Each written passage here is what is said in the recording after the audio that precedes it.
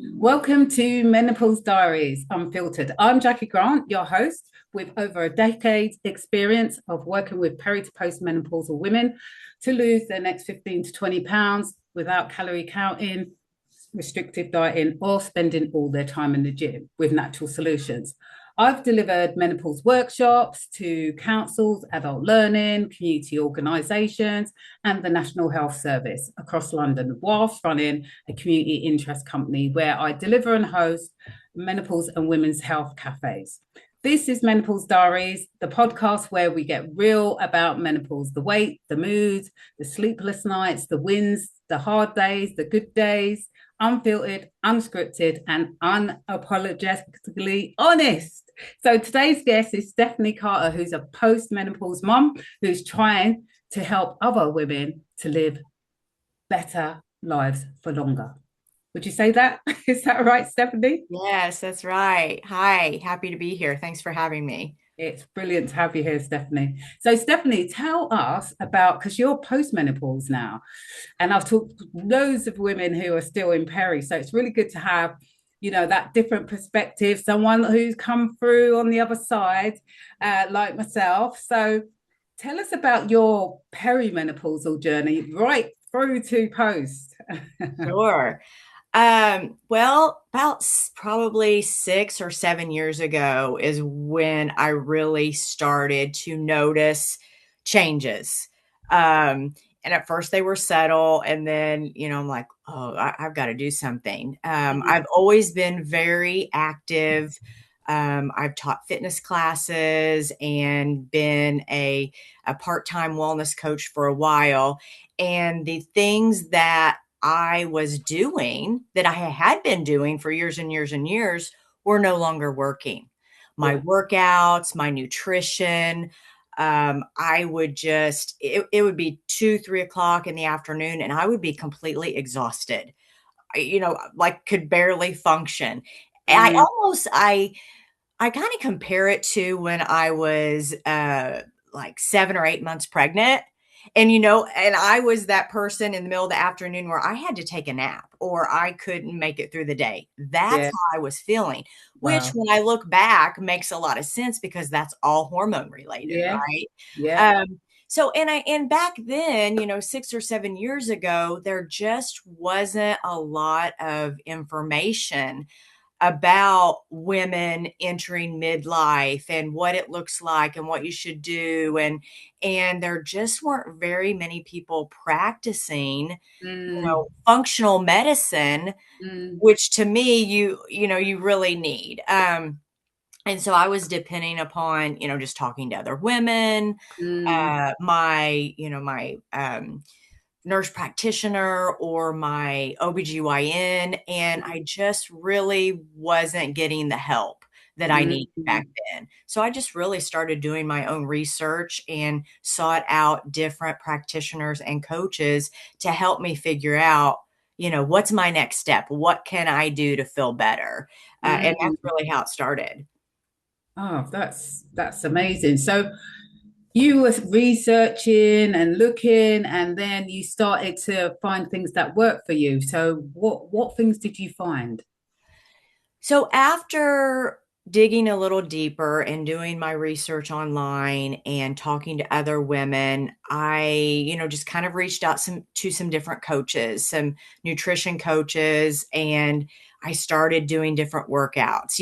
Now you really hear a lot about strength training. And I had always done strength training, but Yeah. I was a cardio queen. I will admit it. Like I was a fitness instructor at the Y, and most of my classes were cardio based. Yeah. Yeah. And when I dug a little deeper and started changing my workouts and following some different people and talking to coaches, I realized this is no longer serving me. Yeah. What worked for me in my 30s or even my early 40s was no longer working. Mm, So, in order for me to evolve, during this season of my life, I had to make some changes. So, I that's where I really started first because I was a person that did work out a lot. So, mm, I just really changed my cardio. I wasn't cardio focused, and I really started adding heavier lifting to my fitness routine. And Mm. and I will say that's one of the first things I did, and one of the biggest changes I saw immediately. So I started with my workout, and then I am one of those people that thought maybe I need to look into hormone replacement therapy. Mm. I think women are afraid, and there's a lot of misinformation out Yeah. there. Mm. The internet can be great and social media can be great, but it isn't always accurate, and it isn't Right. always true for Mm. everyone. Yeah, One size does not fit all. that's right. So I did a little bit of research of that and saw some functional practitioners, and I ended up getting on hormone replacement therapy. So it's just, everything is just a process. Then I started prioritizing my protein and then my sleep, and through doing all this lived experience, I was like, I really want to help other women, because they would Yeah. come to me and ask me, what are you doing? And who are you seeing? And are you taking this and doing that?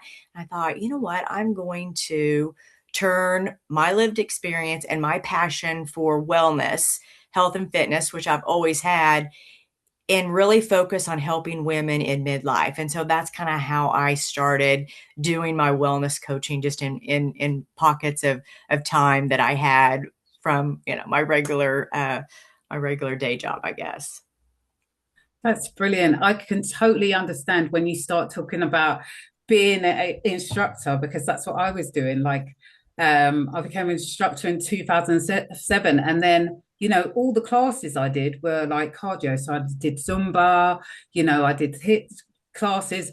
I mean, you can't HIIT can work for midlife. It's just that they were 45-minute classes. Do you know what Right, I mean? right. Yeah. It's and 3 to 5 days a week, yeah, which is exactly. working. I'd like literally probably teach 4 or 5 classes in a day, you know what I mean? So I completely understand where you're coming from when you talk about the fact that cardio, you were a cardio queen.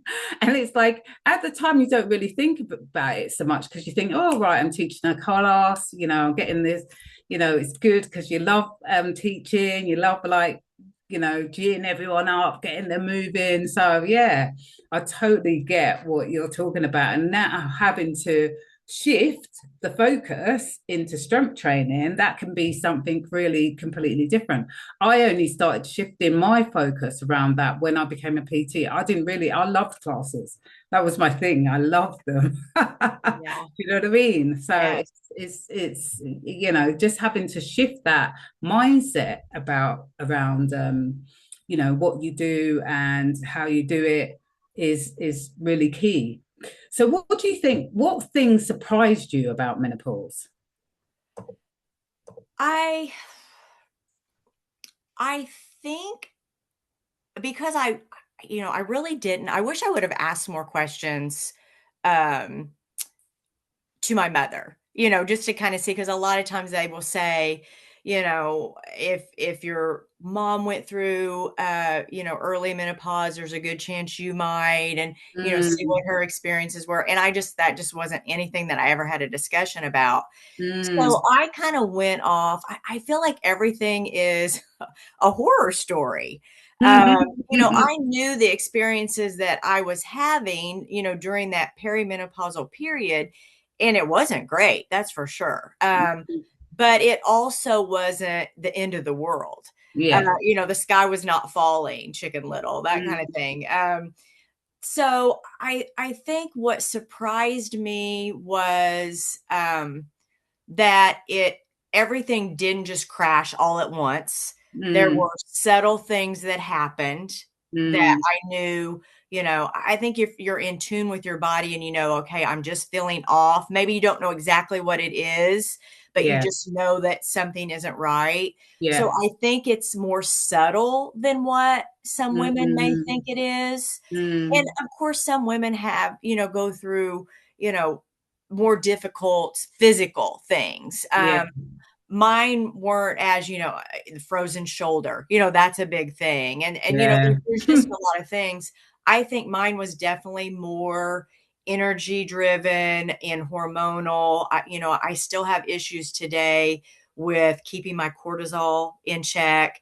So Mm, I really want women to know, every woman's experience is different, mm, and not to fear it. And everything doesn't just crash down all at once, typically. exactly. Exactly. And there's subtle changes that you will see or may not see. Some people have zero symptoms. Yeah. Um, but the great thing about that is there are just small shifts that you can make along the way that Mm, will help you feel better and get you back to, where mm, you need to be. And that's kind of my approach to wellness when I work with women is you mm. don't have to burn everything down.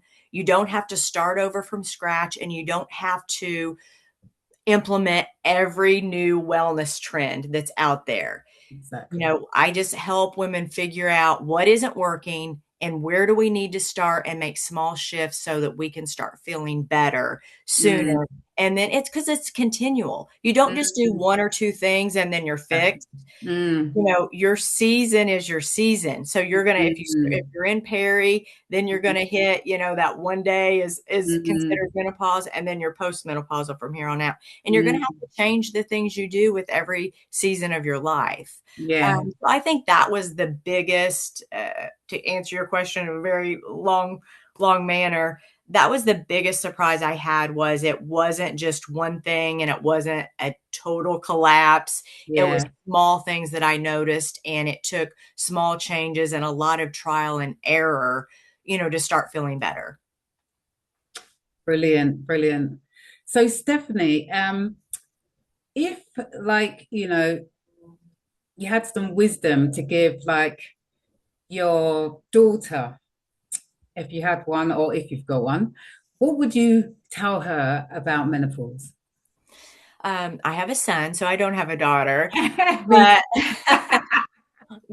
and I think daughters and young women are going to be more aware just because of the awareness that is out there right now. So I do think that's good, but I think the big thing I would say is everyone is different. Listen to your body and don't be afraid to ask for help. too. Ask good questions, and if you are not seeing a healthcare provider that is listening to you, and I am all about getting regular blood work. You have to have a baseline. You need to start there. Women, if you haven't gotten blood work in the last 6 months, that's my number one suggestion. Go get it.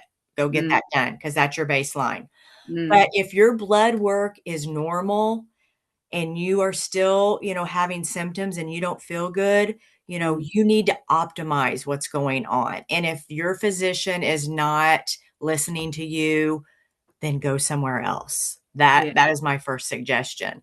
Mm, But I think that I would just tell young women, just to take a deep breath. It's not the end of the world, and just take one day at a time and make small changes that help you feel better. You don't need to, do everything at once. And it's a process. I'm still, again, I've been postmenopausal for 5 years, and mm, there are still things that I have to tweak in my routine and in my nutrition and all those things so that I can feel my best every day. yeah. Brilliant. Brilliant. So where can people find you, Stephanie? You can find me at alignedandageless.com. Mm-hmm. And also on Substack. I do a lot of midlife writing on Substack.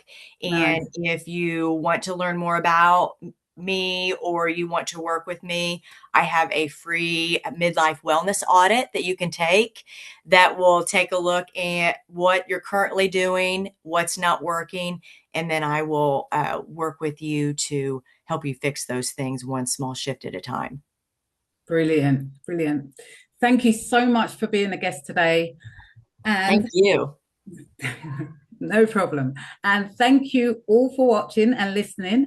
If you have any questions for me or my guest, ask them in the comments, like or subscribe, and I will see you in the next episode. Take care and bye.